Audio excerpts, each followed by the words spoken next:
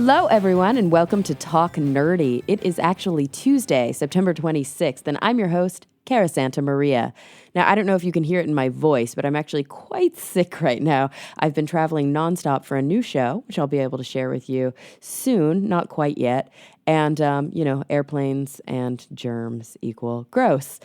But that's not the reason the show's going up a little bit late. I was actually having some connectivity problems yesterday. And so hopefully everything is going to work out okay today.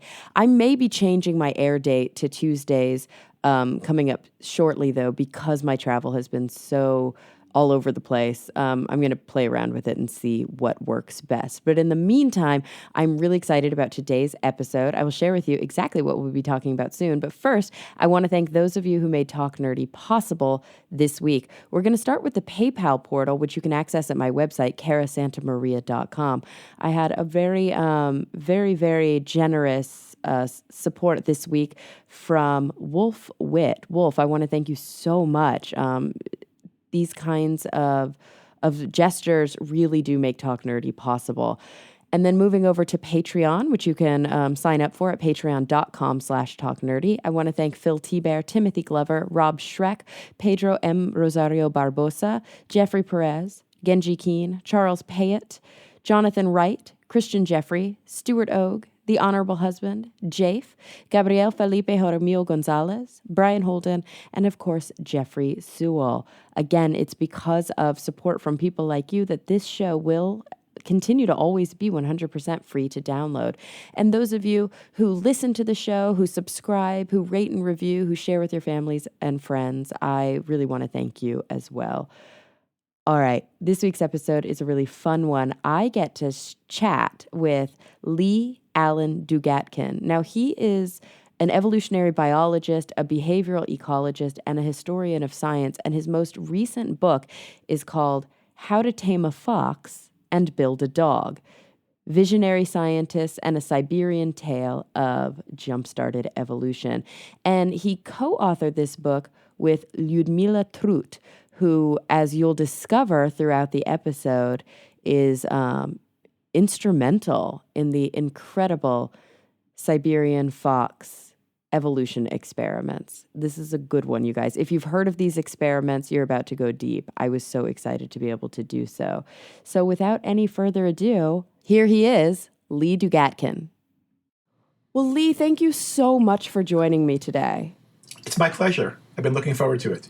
Absolutely. So I love to have authors on the show. I love exciting new books, but I've got to admit this one excites me more than some of the others because this story has been near and dear to my heart for a long time. It really is an important story for how we understand guided evolution, how we understand domestication, how we understand what we call artificial selection. And I'm just so excited to talk about it beginning to end, really. So first, let's let everybody know, even though I already did in the intro, I'm time traveling a little. The book is How to Tame a Fox, parenthesis, and Build a Dog: Visionary Scientists and a Siberian Tale of Jump-Started Evolution. And you may hear in the background right there that my own dog just heard me and started barking at us. That actually was not scripted. Oh, that's amazing. That was not scripted. Oh, that's just too good. I know. I woke up a little bit before my boyfriend this morning to come up here and record, so Killer was still in bed, and he must have been like, "What's happening? Why is Mom upstairs?" Well, too perfect. I know. Bye, Killer. All right. So, and it was written by, okay, I'm going to try this again, Lee Allen Dugatkin, that's you, and Lyudmila Trut. That's correct. Yay! Okay, yes. And so obviously you worked with a co-author on this book who is still in Russia, and was she involved with the experiment, or is she a journalist that was close to the experiment? Oh, no. Lyudmila is the heart of the experiment. Oh, she is the experimenter, at least right now. Oh, no. All along. So one of the incredible things about this story is that Lyudmila, she lives in a place called Novosibirsk, which is in the middle of Siberia. And for the last 58 years, Lyudmila has led this experiment every single day since the start of the experiment and continues to lead it today. She's got a great group of colleagues, but she is the person from day one who has led the experiment and is still doing that today. That's incredible. The Yeah, she's same 83 individual. 83 years old. And just an amazing person, an incredible scientist, and just one of the most kind, gentle people I've ever met. And I've had the honor to go visit Lyudmila and the Ho Fox team, and of course the foxes themselves, a couple of times in Siberia. I've gone twice in the winter, and it's quite a thing to see how the experiment is done on a day-to-day basis, and to actually hold these remarkably tame animals in your hand. I mean, I tell people that, you can Google up the tame foxes of Siberia, and you can see some videos of Lyudmila and the foxes, but till you actually interact with these animals and hold them in your arms, it's hard to believe that they really are more docile, calm, and beautiful than the most docile lapdog you can imagine. I mean, one was put in my arms. 5 seconds later, it's licking my ears and my nose. I mean, and of course, it's never seen me before. And so they're really remarkable, and so are the experimenters.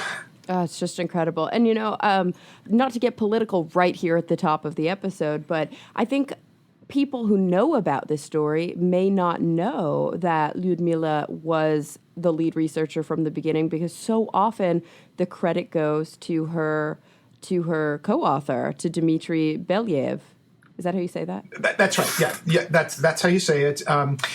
And yes, I mean, so I should say first of all that Lyudmila will tell you how important Belyaev was for the experiment. It was his brainchild, and he brought Lyudmila in initially as a student to lead the experiment, and so Lyudmila is the first person to give him credit. On the other hand, he's not with us anymore. He died in '85, but he would be the first person to tell you that the experiment you're looking at is Lyudmila's work. Yeah. I mean, she's the one from the start who is involved, not just sort of on the day-to-day logistics, but in terms of planning the ideas, testing the hypotheses, and so we don't want to get political too early, but there are many other fascinating political components to this story that we can get into as we go along. Just to sort of tease the listeners a little bit, I'll just note that this was all completely illegal, and people were being thrown in jail in the Soviet Union for doing what these folks were doing early on in the experiment. Gosh, this is such a just incredible story. So you got involved in writing this. You got interested. You met up with Lyudmila and worked with her because you yourself are an evolutionary biologist, correct? That's right. I'm an evolutionary biologist, and early on, I spent most of my time doing sort of classic experimental and theoretical approaches to evolution and behavior. But of late, I've become much more of a historian of science, and this is the most remarkable history of science work I've ever been involved with.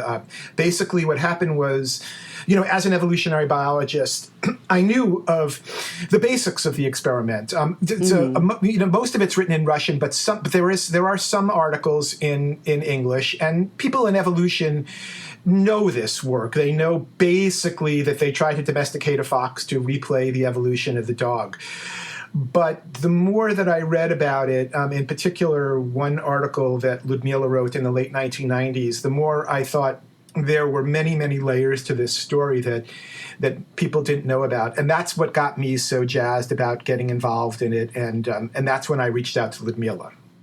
Very, very cool. So when we talk about it sort of at that top line, maybe the level that I already know about this story, because of course, being a student in psychology and neurobiology, I took, the evolution courses that were necessary for my degrees. And this was a story that I was told in school. This was a story that captured my imagination as well. So my general understanding was there were these foxes, they were bred, and specific choices were made while they were bred. The foxes that had more overt aggressive characteristics were bred together. The foxes that seemed to be slightly less aggressive were bred together. And over generation after generation, we ended up with basically some super mean foxes and some really sweet puppy foxes whose ears flopped over, whose tails wagged, who actually got spots on their fur, who started to have a lot of the characteristics that we see in the domestic dog.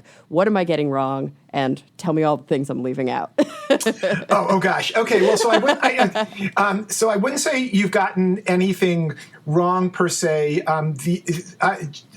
The experiment started in the late 1950s, and from the start, they were selecting the tamest, most pro-social towards human foxes to basically replay the evolution of wolves to dogs, but in real time, and using foxes as a kind of stand-in for wolves. And so why did they choose foxes instead of wolves? Was that just because they were in Siberia?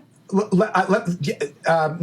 and let me get to that. Let me just finish to get to the aggressive line. That is, you're correct. There is an aggressive line that's basically selected in the opposite way that they select the tamest foxes.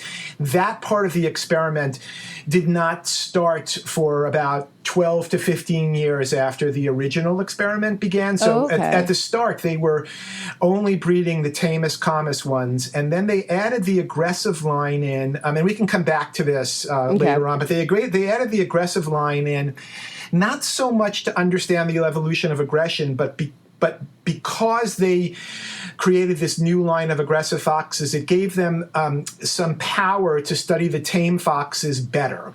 Yeah. Okay. And we can come back to that. But returning to the question of, so why did they use foxes rather than, say, wolves or something else, right? If you want to study the wolf to dog evolution, well, why not work with wolves? Mm-hmm. And the answer, well, there's a couple of answers. First of all, wolves would be much more difficult to work with, right? I mean, they're bigger animals. They're much more difficult to get your hands on and that sort of thing. But really, on the ground, what mattered most was this: there were hundreds of what were known as fox farms around the Soviet Union in the late 1950s. At that time, fox furs and mink furs were one of the few reliable sources of Western income that was coming into the Soviet Union, and they desperately needed that money. And so they had these hundreds and hundreds of fox farms around the country where they were basically breeding them for shiny, beautiful fox furs that they could sell to people in the West. And so there was a whole industry built around breeding foxes. Now, of course, Lyudmila and Belayev and their whole team are not interested in breeding them for their furs to sell, but that provided them with an incredible amount of variation and a huge potential sample size to determine where we're going to get our subjects from, right? So interesting. Right. So what Lyudmila did at the start, when she started this experiment, she was 25 years old, just out of undergraduate. She moved her whole family to Siberia, and they began the experiment. And they had to figure out how to get these foxes. And so what Lyudmila did was she basically took the trains around the old Soviet Union and visited many of these farms, trying to find the perfect one to work at initially, until they actually had someplace where Lyudmila was in Novosibirsk to do the experiment. She was going to do it at one of these farms by just basically telling them that she needed, a very small number of foxes compared to what they had to try out this new experiment that Belayev had thought of. Yeah. And so she went from place to place and finally settled on one of these fox farms that was a couple of 100 miles away. And it was really quite a schlep for her to get from Siberia to this farm. And she would spend weeks, months there testing the foxes. Now, and so that's eventually they have now, for the last 40 years, have their own place where Lyudmila and the whole team work. They don't have to go around to these places anymore. But that's how it started. Another component to why they chose foxes gets us back to some of the really nasty political things that were going on at the time. Essentially, it was illegal to do modern genetics in the Soviet Union when this experiment began in the late 1950s.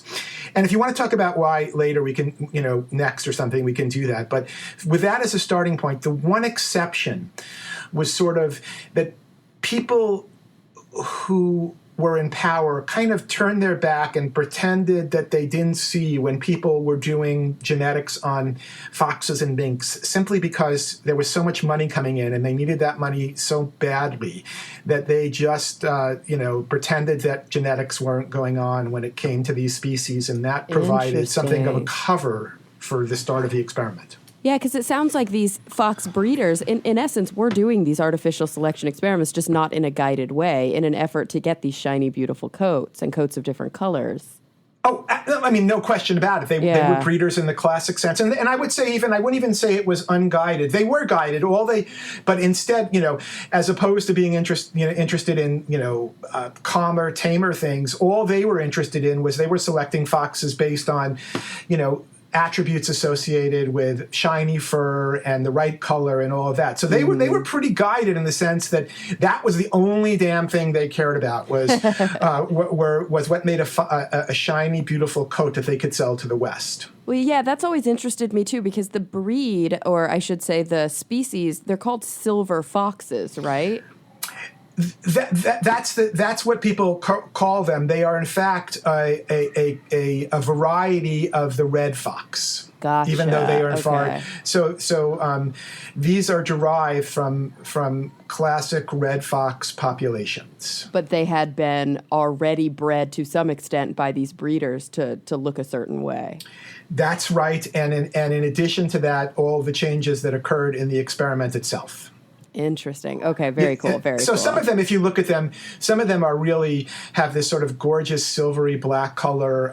Others, even among the tame population today, look color-wise much more like a classic red fox. So there's still lots of variation. Well, and the fox on the cover of your book, I mean, it's a black and white photo, so it's kind of hard to tell, but she looks like a white fox with black ears and spots. Like a black nose, and that's right. Adorable. That's right. Yeah, that's right. And it's the black and white. There's certainly some silver in there as well. So some of that white, particularly on the ears, is a little bit more silverish, and that is kind of the classic tame fox look. But like I say, there are lots and lots of varieties of them. That is certainly the most beautiful of them, and the one that people most readily associate with tame foxes. Gotcha. And I mean, it just looks so different from a wild fox. It has such a dog-like appearance to it. Yeah, well, that was so right. So I mean, that was sort of the idea of picking the cover image was to I think get the reader to see the title, How to Tame a Fox, but see what looks like a dog in the back, and it's only when you sort of dig deeper in that you realize this is actually a fox, not a dog. Yeah. It's fascinating. All right, so we mentioned some political issues. I would love to backtrack into those because this idea of not being able to do classic, modern, experimental genetics in the USSR, was that linked to the Second World War? No, not per se. So, basically, if you look at the Soviet Union until the early 1930s, you're actually looking at a place that was a hub of modern genetics. I mean, they were world leaders in doing genetics up until the early 1930s. People, Nobel Prize winners from the U.S. and Europe used to spend time in the Soviet laboratories to perfect their skills. I mean, they were that good. And what happened was, in the early 30s, and then really pretty much through the 40s and 50s, the science, at least the life sciences in the Soviet Union, were basically hijacked by a charlatan by the name of Trofim Lysenko. So Lysenko was this guy who was raised from a peasant background, and what he had done was raise himself up both in the scientific hierarchy, but also, more importantly, in the political hierarchy. And what he claimed was this, that an alternative theory to modern, at that time, modern Western Mendelian genetics. He claimed this alternative theory was in fact correct, and that modern Mendelian genetics was a fraud.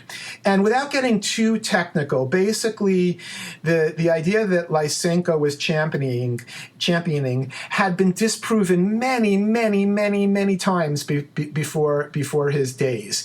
It was what's known in the literature as Lamarckian inheritance, or the inheritance of acquired characteristics. It was completely shown to be inaccurate and wrong in the biological literature. But what Lysenko did was he convinced scientists and politicians that, in fact, that was right, and that not only was it right, but that Mendelian Western genetics was bourgeois science being promulgated by wreckers who wanted to basically destroy communism. And he argued that Lamarckian inheritance was not only biologically correct, but more in tune with the communist philosophy. And the way that he did this was by making up data to make it look like the experiments that he was doing were showing Lamarckian inheritance, when in fact he just made it up, and by basically sort of perverting the science to line up with his political philosophy. And it worked very well, because Stalin needed somebody to stand up and say that he could solve the huge food problems that the Soviet Union was having. They were going through all sorts of terrible droughts and famines at the time, and Lysenko said he could fix this. He was a plant breeder, and he could fix this by using Lamarckian inheritance system. And then he made up his data. It looked like he did. Stalin rose him up very, very quickly, and he literally became Stalin's right-hand man on science. And it's actually not in the book because it was too old a photo, but there's a classic photo of Lysenko giving one of these speeches where he calls Western geneticists saboteurs and wreckers. And what you see in the photo is he is literally Stalin's right-hand man. I mean, Stalin is off to the left, and Lysenko is his right-hand man. And Stalin actually stands up at the end of this talk and applauds him and yells out, "Bravo, Comrade Lysenko." And the effect of this was really chilling. So it took a while. Lysenko started to do this in the late 1920s, early 1930s. But by the early 1940s, the effects were really devastating. Basically, you took this country that was on the forefront of doing modern genetics, and because of Lysenko and his thugs, thousands of geneticists in the Soviet Union lost their jobs if they would not stand up and say that Lysenko and his people were correct. Hundreds of them were thrown into prison, and a couple of dozen of them were actually murdered. And one of the people that was murdered was Dmitry Belaev's older brother. He was 20 years older than Dmitry, and he was this up-and-coming star in genetics. He was one of the people who was actually killed by Lysenko's thugs. And so if anybody understood the danger of starting this domestication experiment, which is an experiment in genetics, it was Dmitry Belaev, but he did it nonetheless. Wow. And so did he do it sort of shadily in the background, or did he just not really publicize much because he knew he could get away with it since it was on Foxes?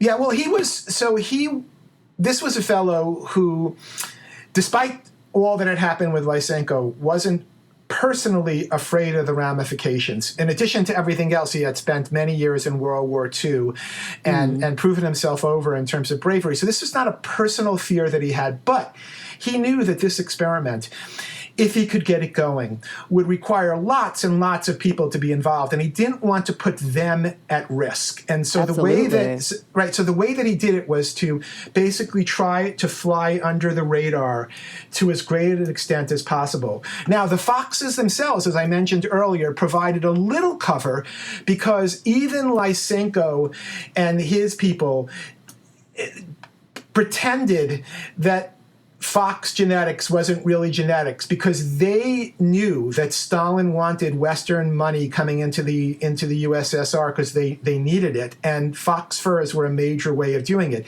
And so they kind of didn't really focus too much on the genetics that was being done with things like fur animals, foxes and minks and that sort of thing. So Belayev knew there was a little cover there. And the other thing that he did was, and he told this to Lyudmila from day one when she was involved in the experiment, which was that if people ask us, we will tell them that we are working on fox physiology and fox fur. And that was not a lie. They certainly were interested in the physiological changes that would happen in the foxes as they were breeding for tameness, and they were certainly interested in whether there would be any changes to the things like fur coloration as they did it. But they never explicitly said, we're doing a classic experiment in Mendelian genetics. They flew under the radar by focusing, harping on the other parts that they knew would give them a little protection. Which makes perfect sense. I mean, that they could point to enough things politically and, I guess, economically if somebody did come sniffing around and they would say, This is a great experiment for Russia. We love this. Whereas if you actually took a step back, this is such a beautiful classical Mendelian experiment. I mean, it has all the features of let's take these traits and breed them generation after generation and see what comes of it. Oh, absolutely. Absolutely. And I'll tell you, people did come snooping around, and it was quite dangerous at times. By the time of the mid-'60s, this was no longer a big issue. But for the first 7 or so years of the experiment, it was quite dangerous for them to be doing this. Gotcha. People like Khrushchev came by and almost personally shut down the experiment along the way. Oh, that would have been, sorry, Killer is excited once again. That would have been just devastating because this is such a long-running, and just one big hiccup, shutting it down, the foxes being spread out amongst the farms, being killed. You'd have to start all over if and when you could. I have to ask, why haven't we done this here? Why haven't we seen this replicated in other? Why is it that this one Siberian long-running experiment is the one? Well, that's a tough question. So first, let me say also that there actually are a couple of parallel experiments that Lyudmila Belayev and his team have done on domestication. So they've actually got a fairly long-running experiment going where they've been domesticating minks at this same experimental farm where they domesticated the foxes. This has been going on for 40 years. This is only in Russian, published only in Russian. Almost nobody knows about it, but it's gone on for 40 years. I wouldn't say the results are quite as dramatic as they are in the foxes. For the most part, though, you're right. This is a unique experiment. It's going on to this day. Why is it that we only see it there, and why don't we see it, for example, in the U.S.?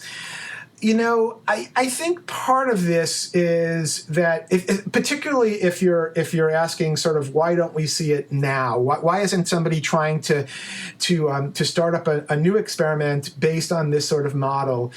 There's a lot of intangibles that go into this kind of experiment. So if you're going to work with something like foxes, so some large mammal, this requires a tremendous amount of work. I mean, so at any given given year, there might be 700 foxes that are involved in the experiment. So just in terms of the basic logistics, if you were going to try and set up an experiment that was remotely like this, you would have to have a system in place where you could take care of 700 large mammals every year for a very, very long period of time. The other thing is you really do need people that are in it for the long run. Yeah. You need people. So Lyudmila knew from the start that this experiment could take her the rest of her life. And it, in fact, has taken the rest of her life. And in today's science world, you don't see people that jump into experiments like that anymore. We're looking for quick, jazzy results to a large extent, and especially when you're trying to get your hands on money.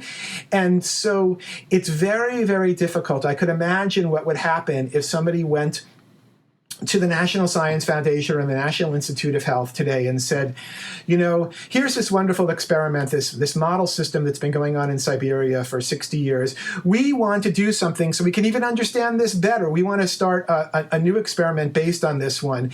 And what we want you to do is give us a few $1 million a year so that we can keep 700 large mammals in our facility. And we have to tell you that we don't know whether or not we're going to start finding interesting things for another 5 or 10 years. And it might take us 20 years or 30 years to find something that's really important. I mean, what are the odds that these people are going to get funding? It's close to zero. And I think part of that is why you don't see it. And I think part of it is you need somebody like Lyudmila who's willing to devote their lives to it. And, those people are few and far between.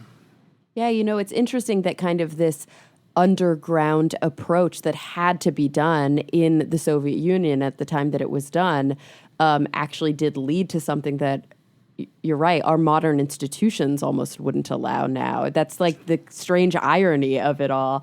Does she have a student who will be sort of taking over? Because she, as you mentioned, is in her 80s. And I assume even though she's still doing the experiment, she can't physically do the day-to-day work that she was doing previously. Right. Sure. She's basically running the team that does the experiment today. Is there sort of another Lyudmila in the waiting to take over when this 83-year-old feels as though, she can't do it on a day-to-day basis? I have to say, I'm not sure that that's going to be in the near future, knowing Lyudmila, but at some point it'll happen. At some point it'll happen. And the answer is yes. There are a number of people who are younger and who have also been involved with the experiment now for 15 or 20 years. So when I say they're younger, they're in their late 30s or early 40s, and they really know the experiment inside and out, and they would be the obvious people who would take over the lead position for Lyudmila. I think there's always going to be some uncertainty about whether that will work, if that kind of transition is possible when you have somebody who's been leading an experiment for 60 years, if it's really possible to, quote unquote, replace them. But yeah, there are some people lined up, and there are other things that potentially could happen with the experiment in the long run. But today, people are basically assuming that this is going to keep going on the way that it is indefinitely, which is critical because the experiment is 58 years old now, and they're still finding completely new, unexpected, and important things popping up now. And so this is the kind of experiment that's sort of the poster child for you have to do long-term work because you simply do not know what's going to happen oftentimes unless you let things run their true course. And when you're doing an evolutionary experiment, 60 years is a phenomenal amount of time for any science team to be doing an experiment. Nonetheless, it's a blink of an eye in evolutionary time. So, you'd love this kind of experiment to go on for 100 years, 500 years. Who knows what's going to happen in the future? They keep finding new things to this day. And so I think, their long-term goal is to keep this experiment going for as long as they possibly can. Yeah, absolutely. There's a reason why many geneticists experiment on bacteria or yeast or individuals that have a really short lifespan. That's right. So that they can get many, many generations within a reasonable amount of time. And of course, the parallels that we're still seeing, because dogs are still being bred in, again, in many aspects, a less controlled way. Not that it's not controlled, it's just less scientific, the approach to it. And we're still seeing interesting breeds coming along. You know, I don't think that the Labradoodle existed very long ago, and now everyone has a Labradoodle. And so this is sort of an interesting parallel where what has been accomplished semi-intentionally over tens of thousands of years is in many ways being accomplished over tens of years, which is insane because it's so intentional. That's right. That's right. I mean, so that was, you know, that really was the goal of the experiment from day one, was to fast forward the process that led from wolves to dogs, or just generally that led to domesticated animals, and watch it happen in real time, and hope that you know, doing that would allow you the power to really understand what's going on, and it has. But like you say, in part that's because this was done under extremely controlled conditions, where they were very, very selective about which foxes made it into the next generation, and all of that was done intentionally to fast forward the process. You know, with respect to what you had said just a moment ago about, well, we're still getting new breeds of dogs today. You know, one of the really cool aspects of what they're doing with the fox experiment is that all along, you know, one of the main goals has been to sort of understand dog evolution. Even though we know dogs evolved from wolves, we were going to use this stand-in for dogs and sort of see if we could understand how a dog-like creature could evolve in real time. Now, over the last, I'd say 15 to 20 years, we have the tools in molecular genetics to actually do a true comparison at the molecular genetic level of what's happened in the fox domestication experiment versus what happened in dog domestication. So they're doing a lot of molecular genetics using the tame foxes these days. And the only reason they can do that is because all of the tools in molecular genetics, things like the primers that are used to do the actual genetics, because dogs are relatively closely related to foxes, those tools can be used on the tame foxes. So what people have done is, first of all, they started by just asking at the molecular genetic level, what kind of changes have occurred in these tame foxes over the last 60 years. But perhaps even more interestingly, they then compare the changes that we know have happened during dog domestication to the changes that we now know have happened in fox domestication. And again, there's this remarkable parallel between the two systems, to the extent that the general area of the genome where most of the changes associated in dog domestication occurred is parallel to that part of the genome in the foxes. So not only do they look, act, and feel like dogs, the molecular genetic changes associated with domestication have happened sort of in the same part of their genome as the equivalent part of the dog genome. Gosh, that's fascinating. I'd be interested to see, and you may not know this off the top of your head, if other species, because dogs specifically are incredibly domesticatable. And this is, like, I think one of the crux issues of evolution is that we have to use sort of forensic, anthropological, paleontological tools when talking about the earliest stages of dog domestication. So there's still hypotheses, right? Is it the garbage dump hypothesis? Is it because these wolves, you know, came into the city and they ate our trash and people realized they didn't run away and spook? And we even see that where I live in Los Angeles with the coyote population. I mean, there's a coyote that hangs out in this one part of my neighborhood all the time. I know somebody must be feeding it. It's a bad thing. We always try to yell and scream and honk our horn to scare it off, to say humans are dangerous. Like, don't get too comfortable near us.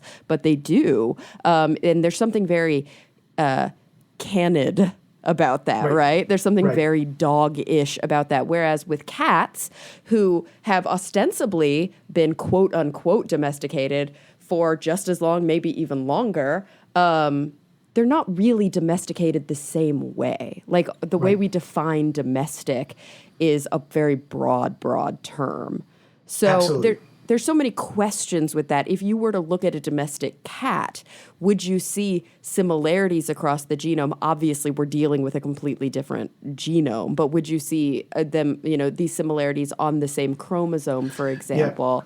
Yeah. Or would you say, like, gosh, it's just too different than dogs, whereas across all these different Canis species, we're seeing these similarities? Yeah, so people actually have started doing that sort of work, although I don't know specifically if they've looked at the cat per se, but there have been these large-scale collaborations between people who work with different domesticated species to ask the basic question, are the same set of genes involved? Is the same general area in the genome affected? Now, interestingly, like I said, with the dogs and the foxes, the answer seems to be we're still early in this in understanding it, but the answer seems to be, it looks like it, generally speaking, that that's the case. Yeah. But if you actually look across things from dogs to guinea pigs to whatever you can imagine in terms of domesticated species, the answer is there might be a couple of similarities across a wide spectrum of domesticated animals, but not nearly as many as there are, say, between what we see with the foxes and the dogs. Now, the reason that's interesting is that if you talk to evolutionary biologists, I think they would tell you that they don't necessarily expect that the same set of genes per se, or the same area of the genome would be involved if you were looking across many, many, many, many different domesticated species, because we know how complicated genetics is. We know that most traits are affected by dozens of different genes, which just means that sort of the number of genetic pathways that could potentially lead to a domesticated animal is, almost infinite. And so it's kind of surprising in some ways how close we see that parallel in foxes and dogs at the genetic level, because really, it could have happened in any number of different ways. The fact that it's so similar to the tame foxes and dogs is really remarkable. It's actually, you would predict beforehand, you'd actually find something more like what the folks who looked across a wide spectrum found, which was, there were some genes that seemed to be involved if you were looking at anything from guinea pigs to camels to dogs. But in general, there are lots and lots of different ways to get domestication, and that's sort of what we might think, and the early work suggests that that's true. It makes me wonder two things. The first one is that I wonder if it really was in many ways a historical fluke that it was the wolf and not the fox. Like if just the fox, we had been living in a region where there were foxes and not wolves, that maybe all of our dogs today would have been the descendants of foxes instead of wolves. Right, and just it's a great question. And just to be clear to the listeners here, you and I are both doing this. We're using the word dog in a very general way, like so nobody, dog is a specific species, and whatever if this dog-like species truly evolved from a fox, and it wouldn't necessarily be Canis. It wouldn't be that. Lupus, so yeah. Let's just take that as that we're all working from that framework.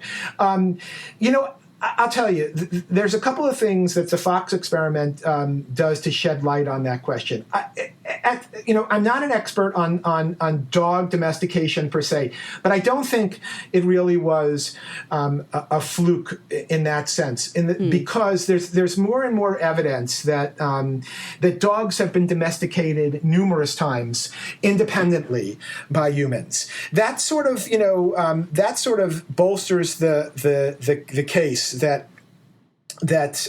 there is something special about wolves. And now, here's the thing that the fox experiment tells us.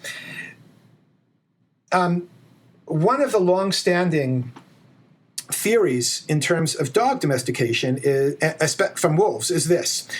Well, we know if you look at wolf packs that they're very hierarchical, that there's an alpha individual, they're super social, but they live in a very hierarchical group setting. And so one of the arguments has been that the reason that wolves were so domesticatable was that it was fairly simple to sort of slip in a human to the role of alpha. And because they are used to living in these kind of structured social groups from an evolutionary perspective, it was relatively easy to sort of switch human for alpha, and so they were kind of predisposed to basically be calm and tame and submissive towards alpha, and now alpha is a human rather than another wolf. So that's been actually right. So that was one of the leading theories. Now that might in fact be very important in terms of understanding why wolves were the ancestors that why they were the lineage that we domesticated. But what the fox experiment shows is, even though that might be important, it's not necessary for the evolution of a dog-like animal, because foxes do not live in those very structured hierarchical groups that wolves do. They're much more loners. And the fact that you could get such a dog-like creature evolving from foxes shows you that living in these social groups with an alpha is not necessary to get the evolution of a dog-like creature. It might have played a big role in why wolves work, but it's not necessary to get that kind of creature. Well, so that leads me to the question of, when you're looking at the behavior of the tame silver foxes, we see a lot of phenotype changes. So we see that the ears start to flop, or that the tail starts to wag. We see spotting. We see a playfulness, like you said, a licking of your face and your hands. But there is something very special about the bond between a domestic dog, which is a descendant of the wolf, and a human, where there is almost that hierarchical relationship. Like the dog is quite subservient to the human, and the human is sort of the master. So a lot of people think of dogs almost as like forever children. They have that sort of relationship. Do the foxes show those behaviors? Yes. Interesting. Okay, they do. Okay, so here's the thing, and we have more like, I think the largest chunk of the book is actually devoted to this very interesting offshoot experiment that Lyudmila did on the exact question that you're asking. So cool. To put this into context, Lyudmila and her whole team are fanatics in terms of the protocols of genetics, right? And so these animals, because one of the goals is to see how evolutionary change can produce a dog-like creature, they are very, very methodical about making sure that learning and bonds between humans and these foxes are not in place, right? Because they want to know whether or not the changes they're getting are due to genetic changes in the foxes. But Lyudmila and the whole team are very aware of exactly the sort of issues you were raising, that today, but even maybe more importantly, early on in dog domestication, these animals were living with us on a daily basis. So what Lyudmila did after the experiment had been going on for about 15 years was she went to Belayev and she said, I have this idea. What I want to do is, there's this little experimental house that's part of the fox farm. What I want to do is, I want to take a very tame female who's pregnant, and I want to move into that house with her. And I'm going to live with her 24/7, the way that we live with our dogs.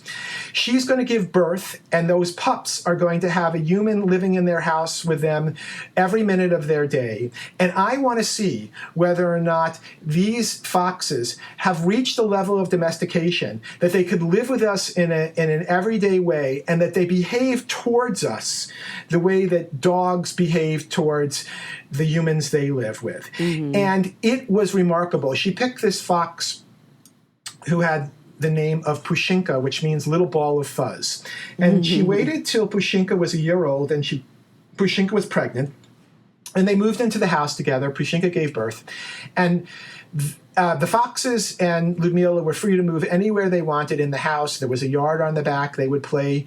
And Lyudmila treated them as if they were dogs. She played ball with them. She took them on walks on a leash. She took them on walks where they didn't have a leash, and they would respond to their name. And it seemed to her that they really were extraordinarily dog-like in the way they were acting. And so she has, one of the wonderful things is, when I was there, she breaks out these notebooks that are her diary from when she was living with them. And every day she would write down the experiences so she could remember them in detail. And she would often write down things like, I came back today and Pushinka was waiting at the window the way that your dog would wait at the window for their master to return. Mm. But there was one thing that happened that had such a profound effect on Lyudmila that she remembers it in detail to this day, 40 years later. So basically what was going on was they were living in this house, and occasionally people would come over and visit. Either Belayev would come, or maybe there was some special guest that Belayev wanted to show the foxes off to, and he would bring them to Lyudmila and Pushinka. And so the foxes living in the house with Lyudmila, they had some experience with other humans, and they were always very tame towards them, always very, very prosocial. She had never seen them act aggressively towards humans. And then one night, it was a summer night, and Lyudmila was sitting out on a little bench in front of the house where they lived. And she did this every night, and she was reading a book, and Pushinka was laying down by her side like your dog would, and Lyudmila was petting her like you would pet your dog. Mm-hmm. And something happened, which was every night around 6 p.m., a night guard would come and sort of just check out the periphery of where the fox farm was to make sure everything was okay. And they had just hired a new guard, and nobody knew this guard.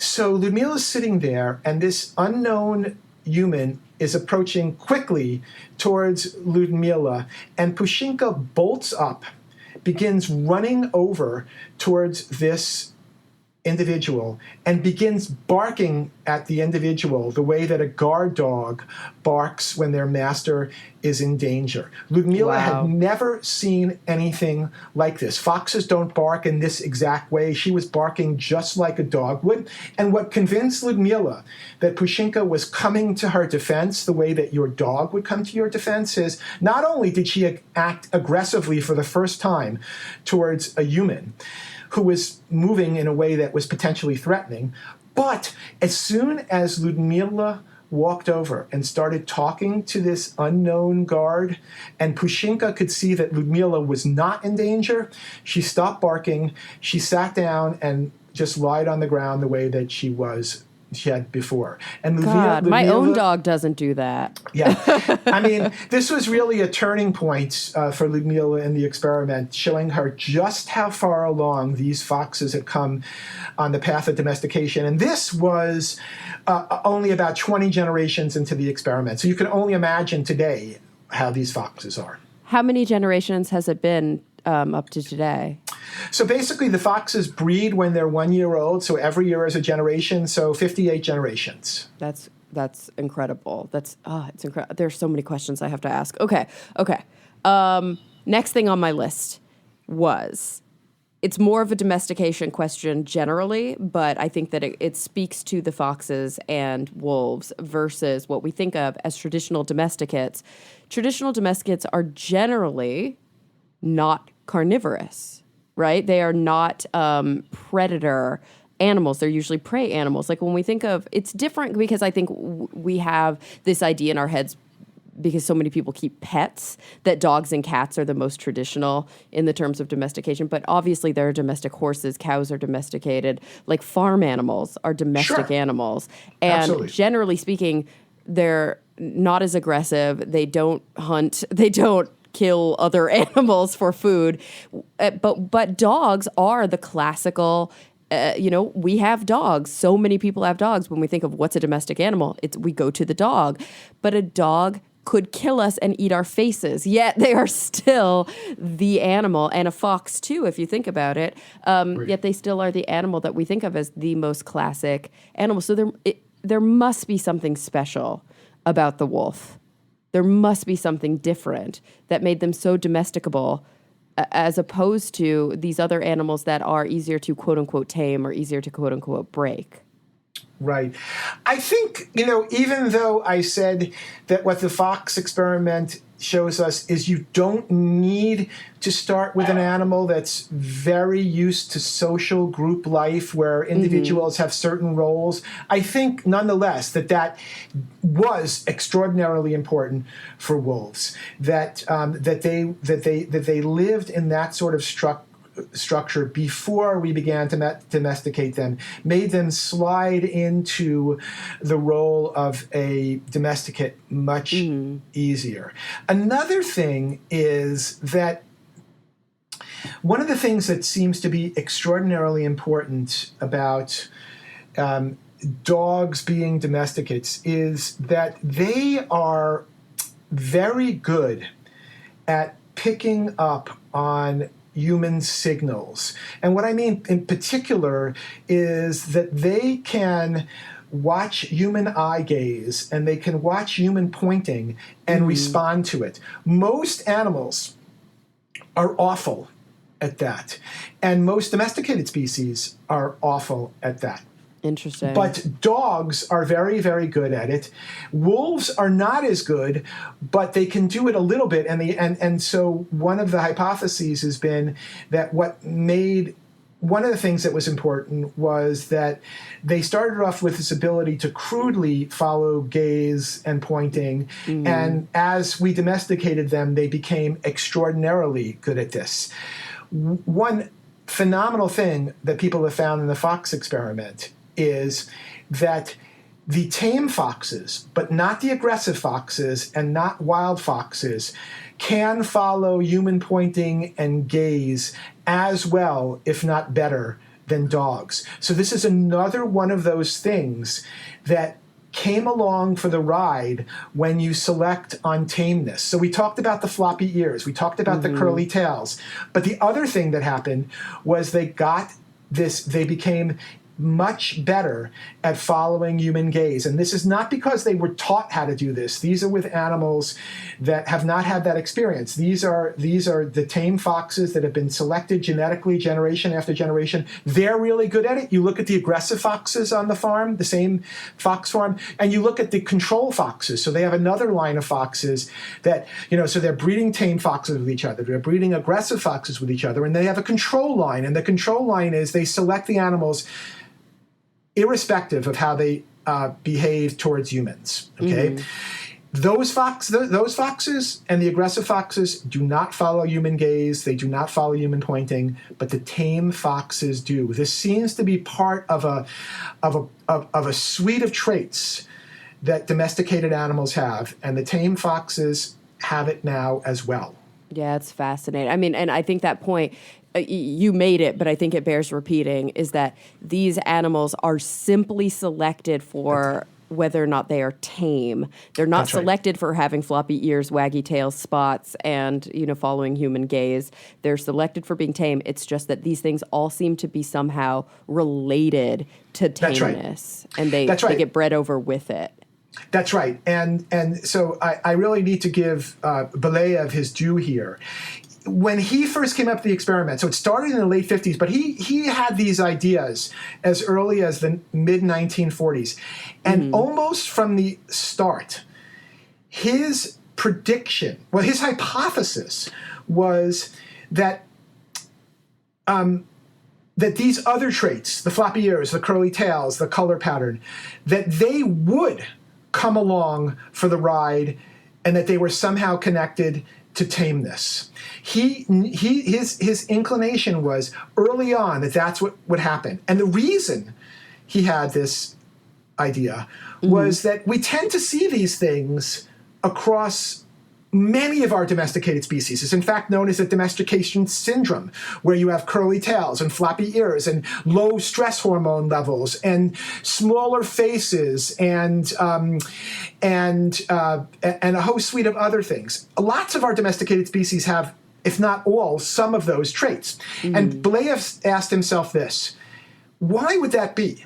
Right? If you think about it, we domesticated dogs for one reason. We domesticated horses for a completely different reason, to ride them. We domesticated pigs and cattle to either eat them or to get milk. We domesticated animals for all sorts of things, right? But nonetheless, we tend to see this domestication syndrome suite across many of them. Why?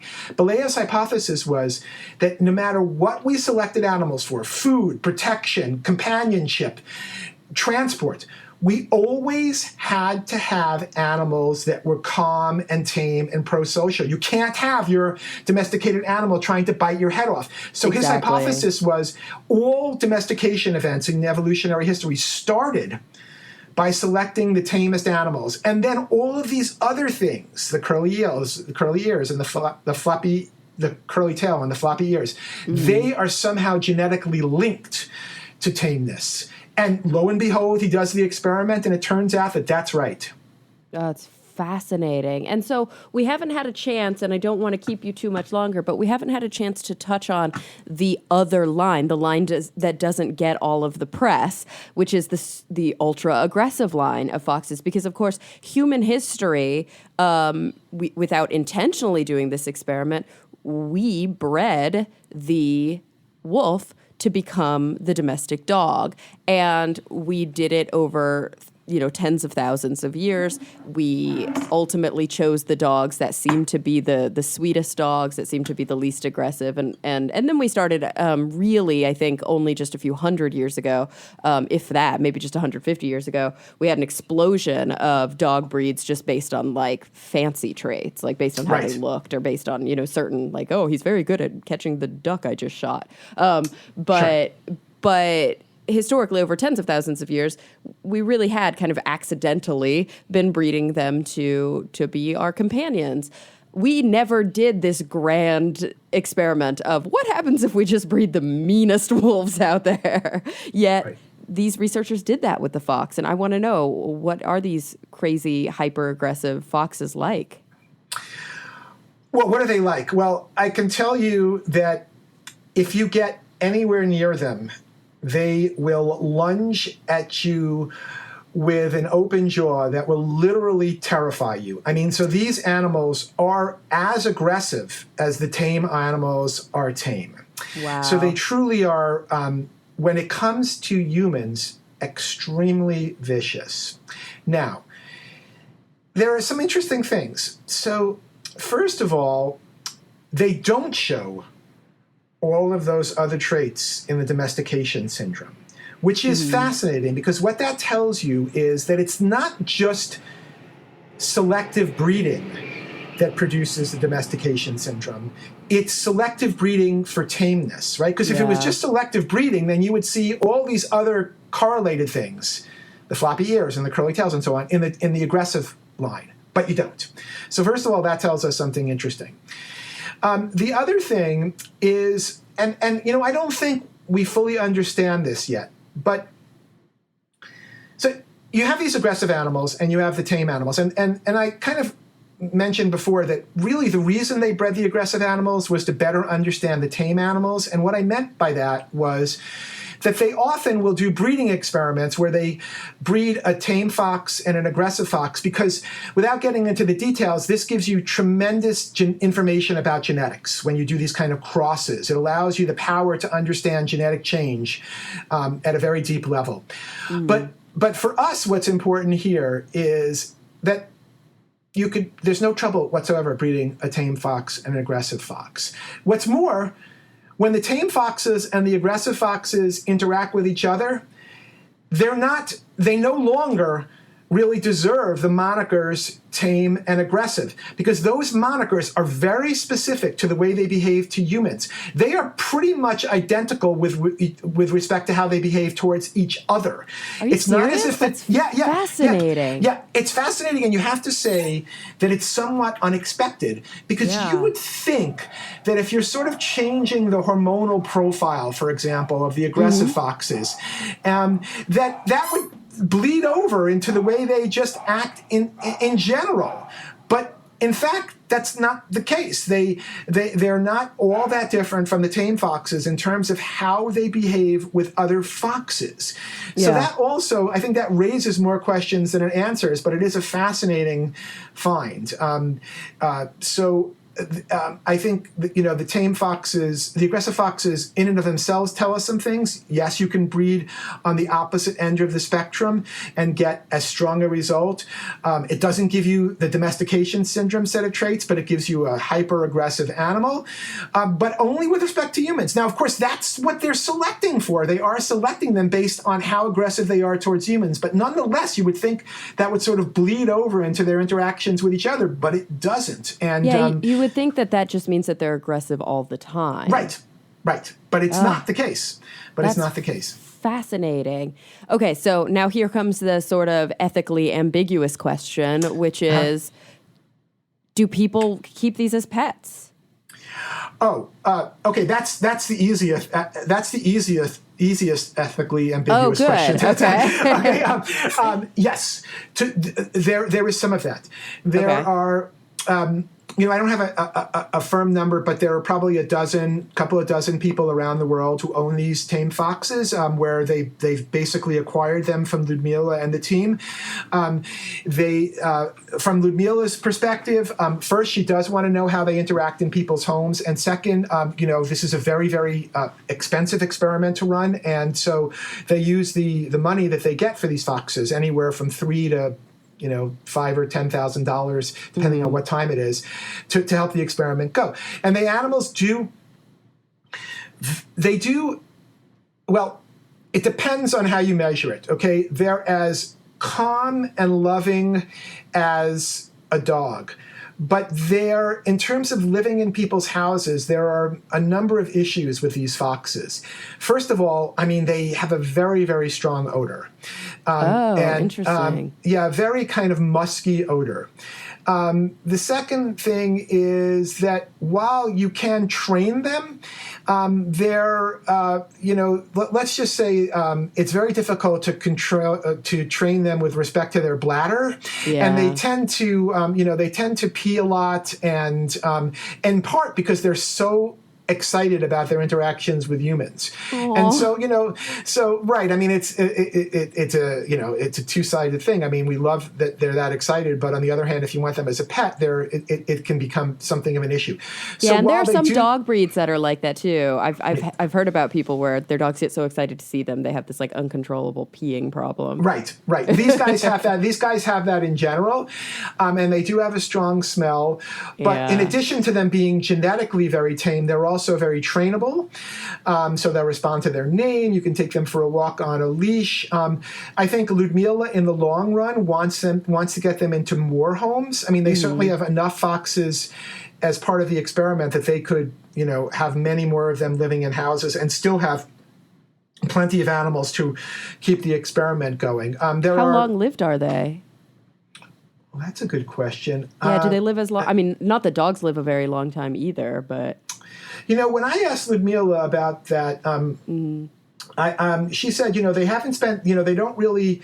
How long they live is not something they've focused on per se, because it's under such controlled experimental conditions. But if I remember correctly, many of them make it to the sort of 7, 8, 9-year-olds, but I don't think you're gonna get 20-year-old foxes like you do in some dog breeds. Gotcha. So it's kind of like having a really large dog, they're not gonna drop off after 2 years, but they're not gonna be around after 20 either. Gotcha. Okay. Interesting. Oh gosh. And so, but they smell really bad. They got to start doing an offshoot breeding experiment about trying to get that smell down. Oh my gosh, my dog has been so active during this podcast. It's insane. Yeah, I don't think he liked the smell insults. Seriously. But right. So if they wanted to, there would be all sorts of incredible offshoot experiments that they could do. And if their goal was really right now to get these animals into people's houses, they would. Right now, their goal is to keep the experiment going and to use the animals that they sell to people as pets as a way to do that. But in the long run, they do want them to be in the house, and they will have to deal with those issues at some point. Just not now. Yeah, that's just fascinating. They are really cute. They're Oh, really, yes. really cute. I could Oh, see yeah. people being really interested who, the kind of people who have the time, the energy, the money, and who really care about citizen science, that they could be a part of this grand experiment, wanting to be involved in that. I mean, it's just fascinating. Oh, absolutely. I mean, you certainly would not have a lack of love if you had one of these animals as your pet. You just have to put up with a couple of other things, but otherwise you'd be very happy. You'd be very happy. Yeah. I don't think Killer would be happy to have a friend of a different species in the home, but I would love to meet one of these foxes one day and just experience what it's like to approach an animal that we generally think of as being incredibly wild. Right. Remind me where you're in California, correct? I am. I'm in Los Angeles. Okay, there is a canine breeding facility that specializes in sort of rare canines in California, and part of what they do is they've brought in a handful of these foxes, and they Really? are basically there for the public to learn about these animals. And I can send you a link to that group. And if you want to add, once I give you that link, if you want to add it in for your listeners, that they would love that. They're out in California. They're the main one that's sort of designed specifically to have the public interact with the animals. I'd be happy to send you that. Oh my gosh, I would love that. That would be great. Yeah. It could be a field trip for a bunch of my nerd friends and I. We would just, we would love that. Absolutely. And do they have like a lot of different, do they have like fennec foxes and just a lot of different weird canines? I don't know if they have fennec foxes. They have like 3 or 4 different species there. I just can't recall off the top of my head what they are besides the domesticated foxes. But either way, I'm so excited. I'm such a dog fanatic, and so the idea that these other kind of quote unquote dog species, of course I know they're not dogs, are out there and that I could interact with them. I'm the kind of person when I'm, out in public, just at a cafe, or especially when I'm traveling for work and my dog is at home and I'm missing him, I will approach people's dogs before I approach them, and then only afterward realize that that's probably kind of rude, like. Right. Yeah, absolutely. I just get so excited by dogs. They're just such wonderful, wonderful creatures. And the idea that there are domestic foxes in existence that have so many dog-like traits just fills my heart with so much joy. What was it like for you getting to spend time with them?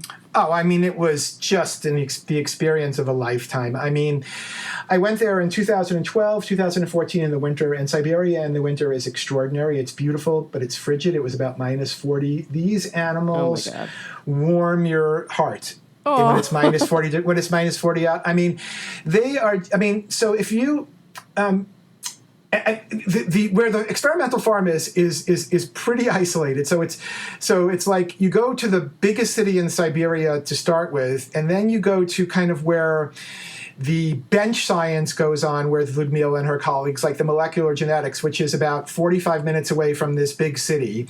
And then you go another 20 minutes away into the real Siberian forest to get to the experimental farm. But it's all worth it, because when these animals see a human approaching, even 100 yards away, there is just this cacophony of sounds representing joy that's coming from that part of the farm. I mean, they just go crazy. And if you come close to them, they will roll over on their back and open up their tummy to you for a tummy rub. I mean, they're as sweet as can be. Like I say, they put an adult. There was an adult female that was given to me, and just instantly was looking in my face and treating me like she had known me forever. It was really just an incredibly touching moment. And incredible. Yeah, I mean, there's nothing about the experience that isn't wonderful. Yeah, I love it. And I should say, just so your listeners know, the place where you can interact with these foxes at that Canine Education Center is in San Diego, and it's called the JAB Canid Education and Conservation Center. So the Judith A. Bassett Canid Education and Conservation Center. It's located in Santa Isabel, Yasabel, Santa Isabel, California. Yeah, Santa Isabel. Oh, Nice. Isabel. Okay, I'm sorry. Right. Yeah. So You can Google them up, and if you want to do a field trip, you won't regret it. Look at all the photos of the beautiful little foxes. Oh my gosh. You're there already? You've already Googled them? Oh, yes. Yeah, I'm so there. I'm so excited. Oh my gosh. Right. Thank you for sharing this with me because I had no idea. So I don't have to, guys, you don't have to go to Siberia. You can just go to California. That's great. The weather's a little better here. It's just incredible. I'm so glad that you wrote this book, Lee. And I know is this your third book? It's the third book that's kind of like this history of science. Cool, book. like a popular science book. Exactly, yes. And I'm so glad that you were able to co-write this book with Lyudmila. That's just incredible that you had that opportunity and that she was able to put the words that she's been putting for decades into Russian and into the scientific literature, into a good popular literature so that everybody can read it and understand it. I think that's such a great service for the public. So I thank you. Yeah, I thank you for writing this. I thank you for coming on my show today. It was just so much fun. And hey, are you active on social media? Are there places where the people who are listening today can reach out and say hello? Absolutely. So I'm on Facebook, just Lee Dugatkin, Dugatkin, and then I'm also at Lee Dugatkin on Twitter, and I'm active on both Facebook and Twitter. I'd love for people to say hello. I could probably give them even some more behind the scenes stories of what happened. That was really sort of the key to the whole thing, was getting somebody who could give you the behind the scenes of what goes on in an incredible science experiment like this. And I'd be happy to share even more with people if they reach out. Just incredible. Well, Lee, I have to thank you once more for coming on the show. It was wonderful, and this has been, I guess, a lifelong excitement and pleasure of mine, kind of curiously looking into this experiment from afar. So thank you for opening the door to me just a little bit wider. Oh, it was my pleasure. Thank you. And everybody listening, thank you for coming back week after week. I'm really looking forward to the next time we all get together to talk nerdy.